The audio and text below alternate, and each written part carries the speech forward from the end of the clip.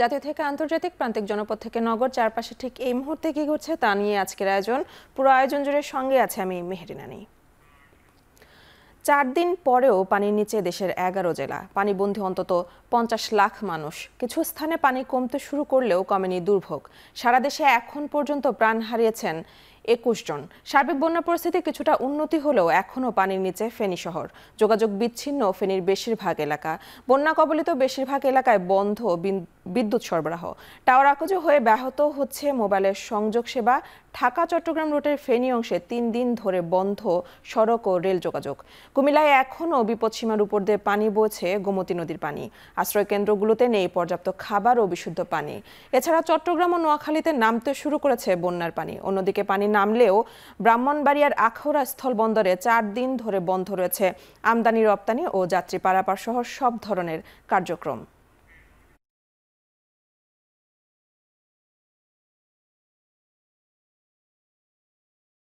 সব মানুষ পানিতে বাসটি আছে, কোনো খানা দানার কোনো বাস নাই। স্কুলে আছে মানুষ, মাদ্রাসাত আছে মানুষ, অমুক জায়গাতে আছে, পাহাড়ে আছে, যে যেখানে যাইতে পারছে সেখানে আছে। 100% কৃষি জমি, ঘর বাড়ি সম্পূর্ণ ক্ষতিগ্রস্ত।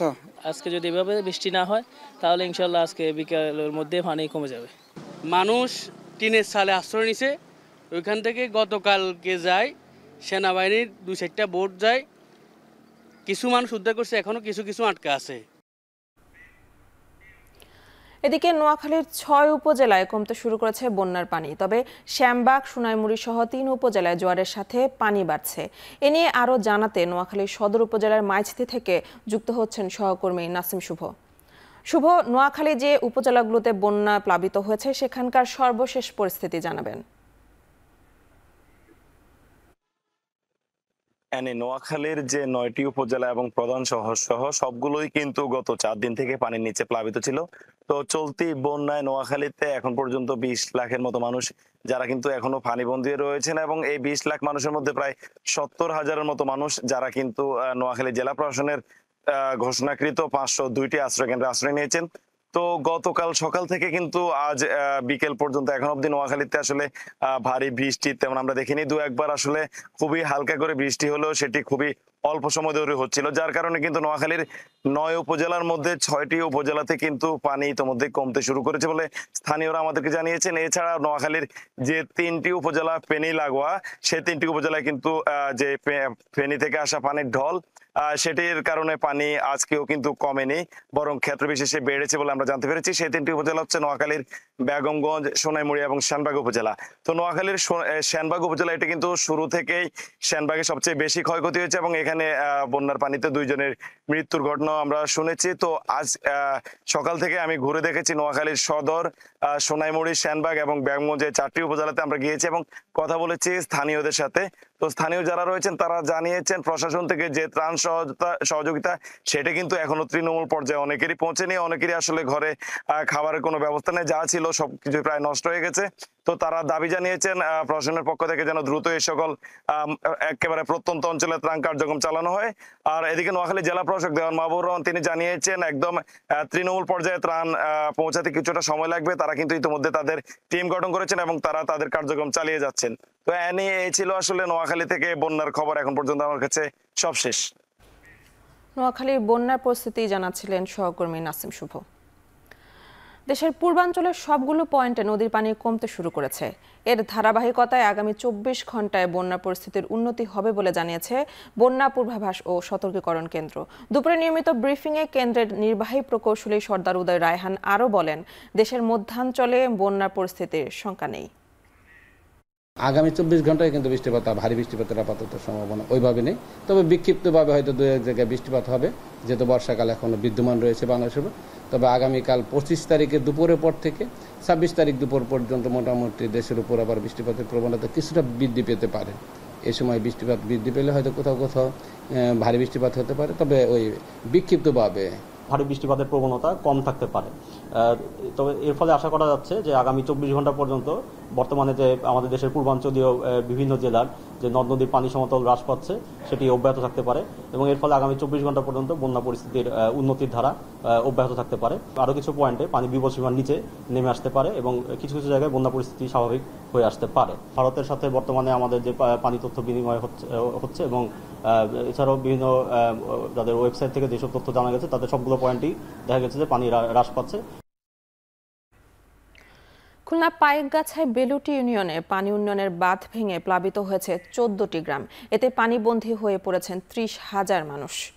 15 কিলোমিটার বাঁধের 300 ফুট অংশে ভাঙন দেখা দিয়েছে। বাঁধের আরও 9টি স্থান ভাঙন ঝুঁকিতে রয়েছে। নতুন করে জোয়ার আশায় আবারও পানি প্রবেশের শঙ্কা দেখা দিয়েছে। স্বেচ্ছাশ্রমের মাধ্যমে বাঁধ বাঁধার কাজ করছেন স্থানীয়রা।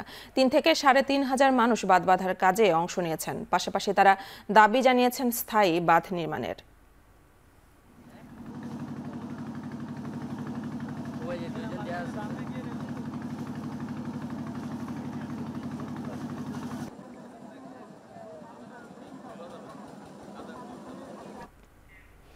বর্ণাঢ্যদের জন্য ত্রাণ সংগ্রহ কার্যক্রম চালাচ্ছে বৈষম্য বিরোধী ছাত্র আন্দোলন। শুকনো খাবার, ওষুধ সহ তহবিলে জমা হয়েছে নানা পণ্য। সমন্বয়করা বলছেন যতদিন না বন্যা পরিস্থিতি ঠিক হচ্ছে ততদিন এ কার্যক্রম চালিয়ে যাবেন তারা।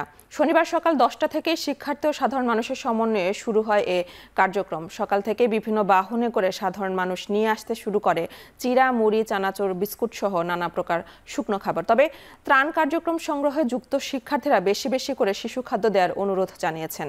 পাশাপাশি লাইফ জ্যাকেট, নারীদের স্বাস্থ্য সামগ্রী দিয়েও সহযোগিতার অনুরোধ তাদের। তবে নগদ ও MFS এর মাধ্যমে অর্থ নেওয়া হচ্ছে। গত দুদিনে নগদ সহায়তা পাওয়া গেছে প্রায় 1,72,00,000 টাকা। আমরা সবাই একটা কমিউনিটির মতো এখানে সবাই মিলে কাজ করতেছি। এটা আসলে দেখে খুব ভালো লাগতেছে যে সবার সাথে একসাথে কাজ করতে পারি। আমার ভাইয়ের জামা কাপড় দিছি, আমার নিজে, আমার আম্মু, আমার আব্বু এই কজনের জামা কাপড় দিয়েছি।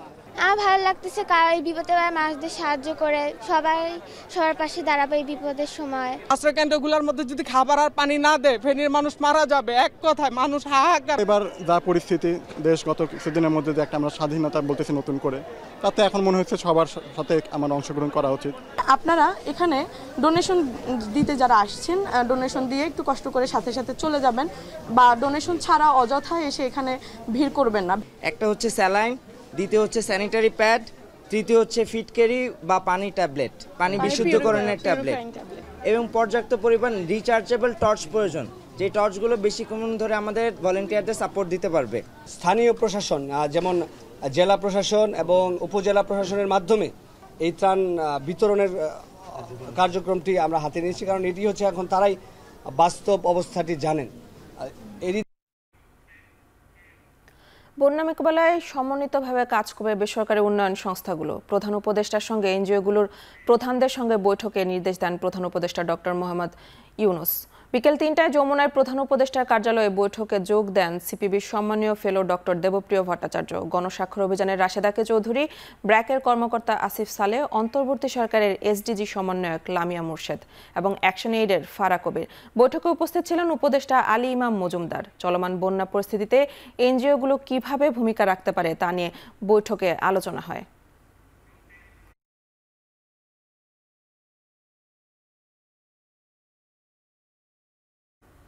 এখন চারদিকে নিচ্ছে একটি বিরতি, ফিরছি একটু পরেই।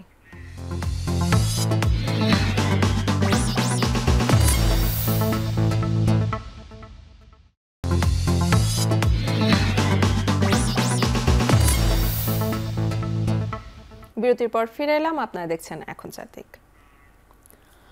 সুপ্রিম কোর্টের আপিল বিভাগের সাবেক বিচারপতি AHM শামসুদ্দিন চৌধুরী মানিককে কারাগারে পাঠানো হয়েছে। বিকেলে সিলেটের জুডিশিয়াল ম্যাজিস্ট্রেট 1 আলমগীর হোসেনের আদালতে তোলা হলে এই আদেশ দেন বিচারক। আদালতের কার্যক্রম শেষে পুলিশের পক্ষ থেকে জানানো হয় সাবেক বিচারপতি মানিককে 54 ধারায় গ্রেফতার দেখানো হয়েছে। দেশের বিভিন্ন স্থানে তার বিরুদ্ধে হত্যা মামলা সহ কয়েকটি মামলা থানায় থাকায় আদালত তাকে কারাগারে পাঠানোর নির্দেশ দেন।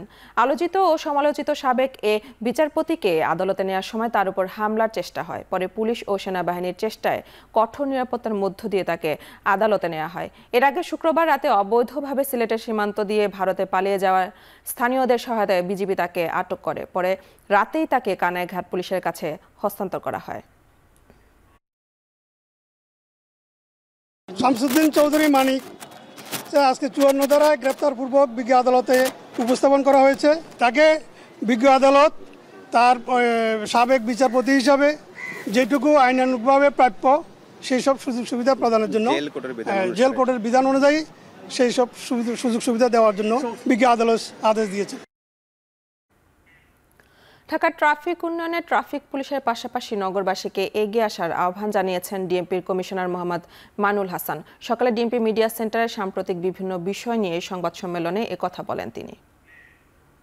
পুলিশ সদস্যের আচরণ হবে পেশাদার। পুলিশের কাজ আপনারা জানেন আইন এবং বিধি দ্বারা নিয়ন্ত্রিত। তো কাজেই এখানে কোনো কোন স্থান থেকে আসছেন বা কোন এলাকা থেকে আসছেন এটি আমাদের কাছে বিবেচনা। আমরা এটি সুন্দর পুলিশ বাহিনী গড়তে চাই যারা পেশাদারিত্বের সাথে দায়িত্ব পালন করবে। তো এটা আপনাদের সাপোর্ট চাই আমরা, যাতে করে আপনার এই যে পুলিশ যারা এই পুলিশি সেবাটা দিচ্ছেন তারা যেন আপনাদের সাপোর্ট নিয়ে কাজটা করতে পারে। নির্বাচন ও সংস্কারের রোডম্যাপ জনসম্মুখে আনার দাবি জানিয়েছেন বিএনপির মহাসচিব মির্জা ফখরুল ইসলাম আলমগীর। বলেন, সকল রাজনৈতিক দলের সাথে বসে জনগণের চাহিদা অনুযায়ী খুব তাড়াতাড়ি নির্বাচনের ব্যবস্থা করতে হবে, না হলে আন্দোলনের উদ্দেশ্য ব্যাহত হবে। সকালে রাজধানীর ভাসানী অনুসারী পরিষদে কাজী জাফর আহমেদের নবম মৃত্যুবার্ষিকী উপলক্ষে এক আলোচনা সভায় একথা বলেন বিএনপি মহাসচিব মির্জা ফখরুল ইসলাম আলমগীর। বলেন, ভয়াবহ ফ্যাসিস্ট শক্তির বিরুদ্ধে আমরা 15 বছর লড়াই করেছি। এরপর ছাত্র জনতার বিজয় ছিনিয়ে আনে, তাতেও ছিল বিএনপি। মহাসচিব বলেন, আমরা চাই প্রধান উপদেষ্টা কিভাবে কাজ করবেন তার রোড ম্যাপ দিবেন। ইউনিভার্সিটিগুলোতে ভাইস চ্যান্সেলর এখনও দেওয়া হয়নি, এখনই সর্বজন গৃহীত ভাইস চ্যান্সেলর নিয়োগ করা দরকার। সকল রাজনৈতিক দলের সাথে বসে জনগণের চাহিদা অনুযায়ী খুব তাড়াতাড়ি নির্বাচন রোড ম্যাপ দিতে হবে।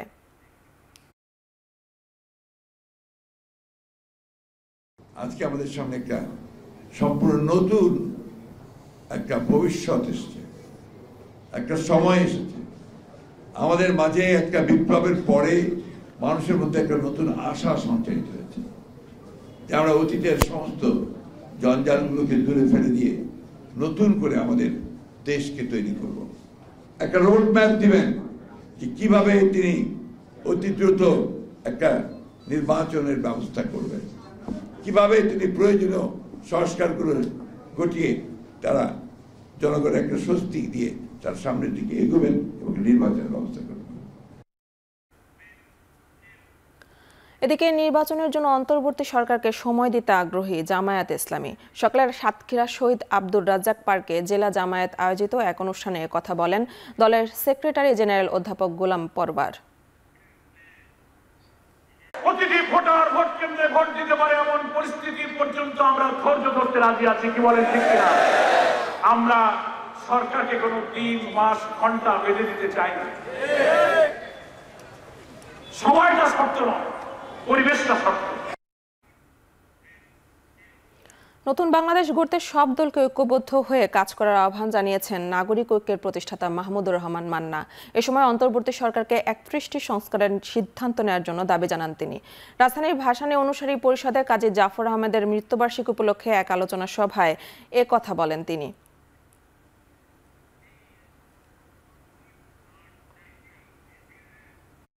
আমরা আপনাদের মধ্যে অতীতের স্বৈরাচারের কোনো প্রতিষ্ঠা দেখতে চাই না।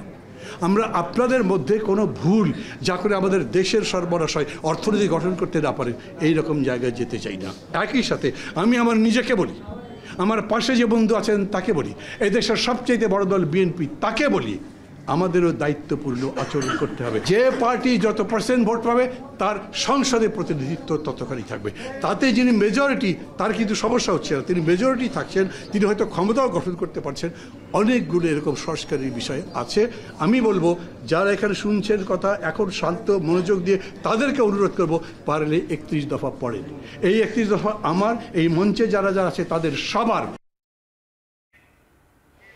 এখন চারদিকে নিচ্ছে আরেকটি বিরতি, ফিরছি একটু পরে।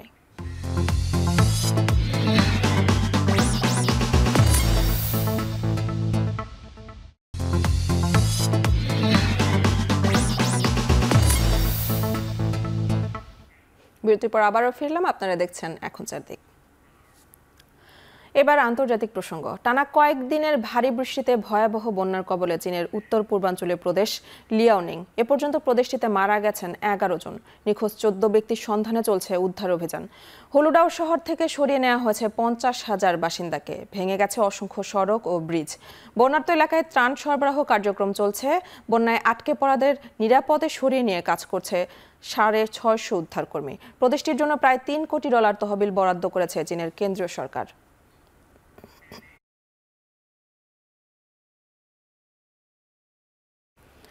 গাজার খান ইউনিসে ইসরায়েলি হামলায় 2 শিশুসহ 6 জন নিহত হয়েছে। আহত হয়েছে অন্তত 15 জন। এছাড়াও গাজার উত্তরাঞ্চল থেকে আবারও বাসিন্দাদের সরে যাওয়ার নির্দেশ দিয়েছে ইসরায়েলি সেনাবাহিনী। এদিকে গাজায় পোলিও আক্রান্ত 10 মাস বয়সী শিশুটি প্যারালাইজড হয়ে গেছে বলে নিশ্চিত করেছে গাজার স্বাস্থ্য মন্ত্রণালয়। এমন বাস্তবতায় ফিলিস্তিনি শিশুদের স্বাস্থ্য নিয়ে উদ্বেগ জানিয়ে জাতিসংঘ বলছে অবিলম্বে উপত্যকাটিকে পোলিও টিকা দেওয়ার কার্যক্রম শুরু করতে হবে। এছাড়া পুষ্টিহীনতায় ভুগেও অনেক শিশুর প্রাণহানি হতে পারে বলে সতর্ক করেছে সংস্থাটি।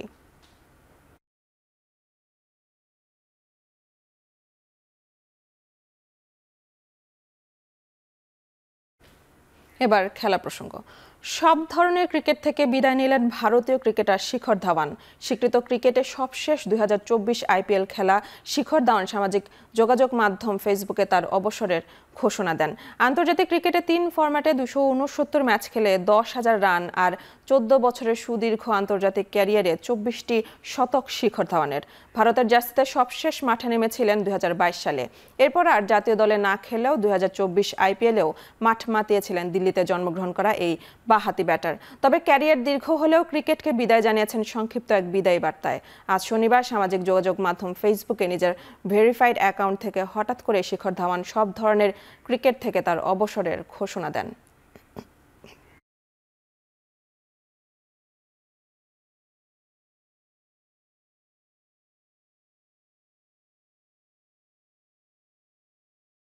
শেষ করছে এখন চারদিক। এখন টেলিভিশন ওয়েবসাইটে দেখতে ভিজিট করুন www.ekhon.tv, ফেসবুকে দেখতে ভিজিট করুন facebook.com/tv.ekhon এবং ইউটিউবে দেখতে ভিজিট করুন youtube.com/c/ekhon tv।